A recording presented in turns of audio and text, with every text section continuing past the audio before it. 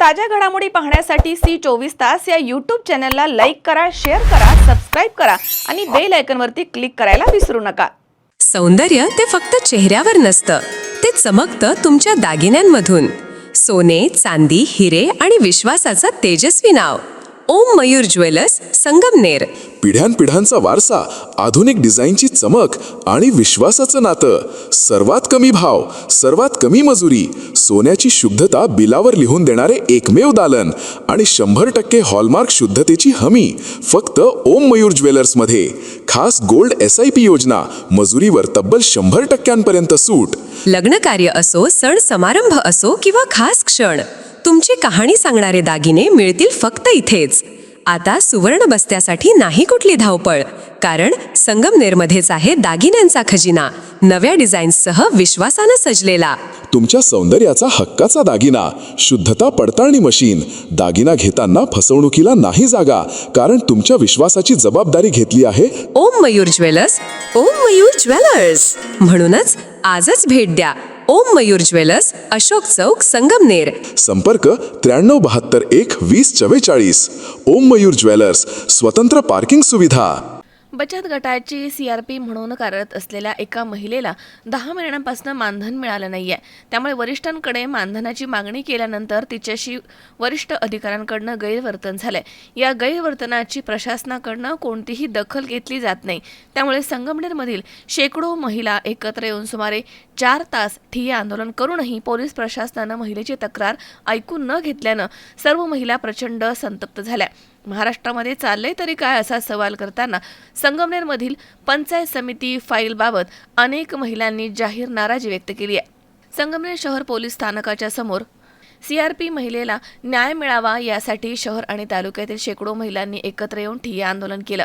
यावेळी माजी नगराध्यक्षा सौ दुर्गाताई तांबे, काँग्रेसच्या जिल्हा उपाध्यक्षा सौ पद्माताई थोरात, सौ प्रमिलाताई अभंग, सुनीता कांदळकर, दीपाली वरपे, रोहिणी गुंजा, डॉक्टर अनुराधा सातपुते, सुनीता कांदळकर, सुरभी मोरे, सौ निशा कोकणे, संगीता थोरात, सुनीता दिघे, मंगल काकड, अनिता काकड, वनिता यादव, नंदा यादव, लता यादव, वनिता विधाटे, कल्पना थोरात, निर्मला थोरात, ज्योती थोरात, सविता थोरात, शोभा थोरात, दीपिका थोरात, ऋतुजा थोरात, यमुनाबाई मनले, अलका शिरसाट यांच्यासह शेकडो महिला या ठिकाणी उपस्थित होत्या. पंचायत समितीच्या माध्यमामधून चालवल्या जाणाऱ्या बचत गटांच्या नियंत्रणाकरता असलेल्या CRPचे मागील 10 महिन्यांपासूनचे मानधन थकलेलं आहे. काही महिलांचं मानधन दिलंय तर काहींचं मागे ठेवण्यात आलंय. यानंतर संबंधित महिला आपले मानधन मागण्यासाठी गेल्यानंतर तिच्याशी वरिष्ठ अधिकाऱ्यानं गैरवर्तन केलं. यानंतर ही बाब सदर महिलेनं आपले पती आणि सामाजिक कार्यकर्ते शरद नाना थोरात यांना सांगितली. संगमनेरमध्ये महिलांचा अपमान खपवून घेतला जाणार नाही या संदर्भात युवक आक्रमक झाले. यानंतर सदर महिला पोलीस स्टेशनमध्ये आपली तक्रार दाखल करण्यासाठी गेल्यानंतर रात्री 2 वाजेपर्यंत त्यांना थांबवण्यात आलं. त्याचबरोबर संपूर्ण तक्रार नोंदवून घेतल्यानंतर कुठून तरी राजकीय फोन आल्यानं इतक्या रात्री ती महिला थांबूनही तिची तक्रार घेतली गेली नाही. सकाळी या असं सांगितलं. सदर महिला सकाळी 9 वाजता पोलीस स्टेशनला आल्यानंतर देखील सदर महिलेची तक्रार घेण्यात आली नाहीये.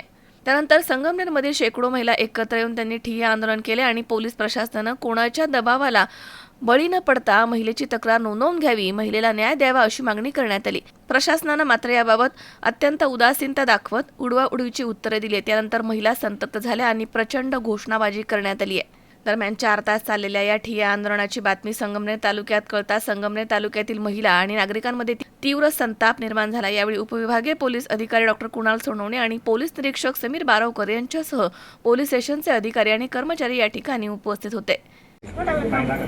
आज आम्ही पोलीस स्टेशनमध्ये आलेलो आहोत आणि इथं पोलीस स्टेशनच्या ऑफिसमध्ये आम्ही बसलेलो आहोत की त्याचं महत्त्वाचं कारण म्हटलं तर आपल्या बचत गटाच्या ज्या CRP आहेत, संगमनेर तालुक्यामध्ये बचत गटांचं जाळं जवळजवळ 25-30 वर्षापासून अतिशय चांगल्या प्रकारचं काम चालतं आणि आपली जी CRP आहे त्या CRPला जवळजवळ 9-10 महिने झाले तिथं मानधन हे दिलं जात नाही आणि गेल्यानंतर ऑफिसमध्ये पंचायत समितीच्या तिच्याशी नीट वागत नाही किंवा ज्या ज्या बचत गटाच्या CRP जातात त्यांच्याशी ते अधिकारी अजिबात नीट बोलत नाही.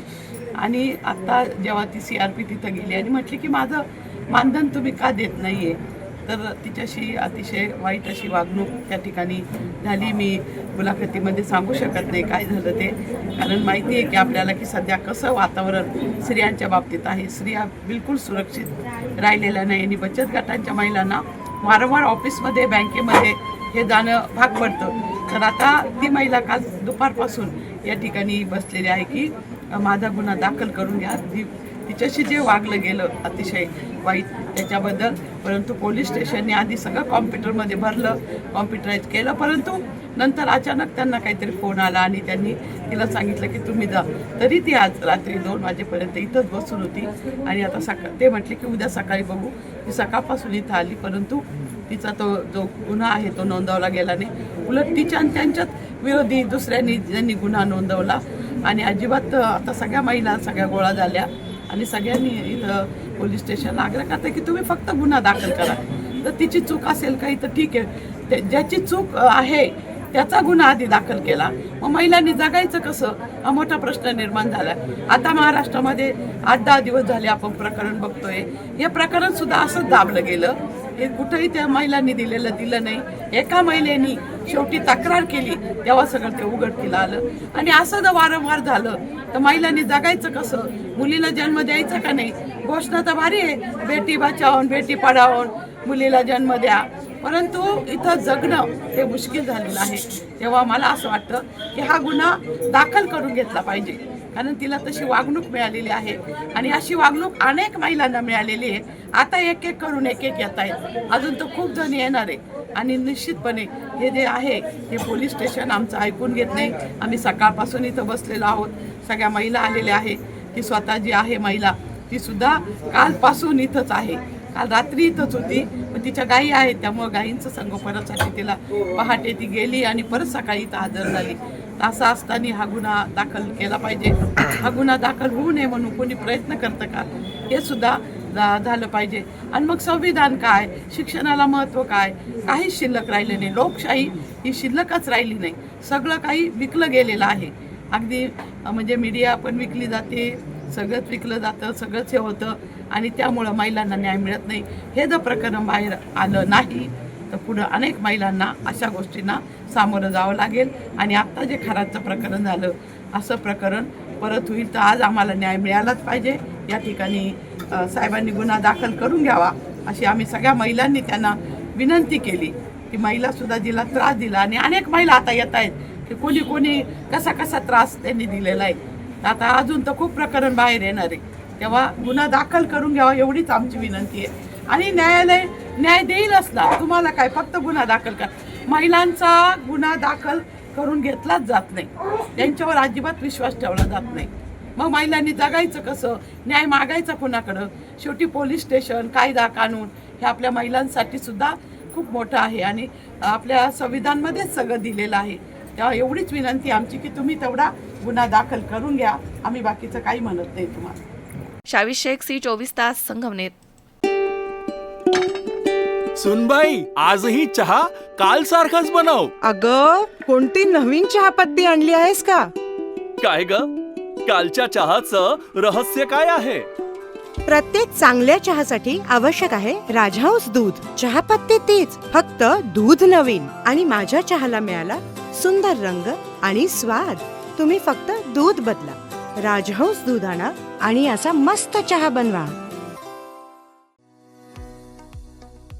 Dhanvantari multi speciality hospital.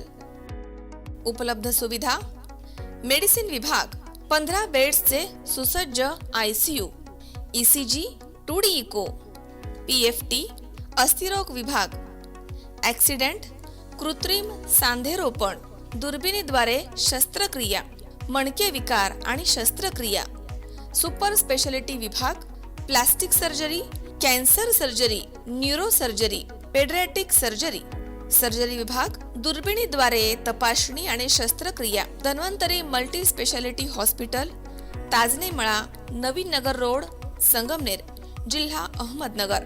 Phone number 02425 22 75 74 तसेच 22 75 75. Mobile number 74 99 17 68 64.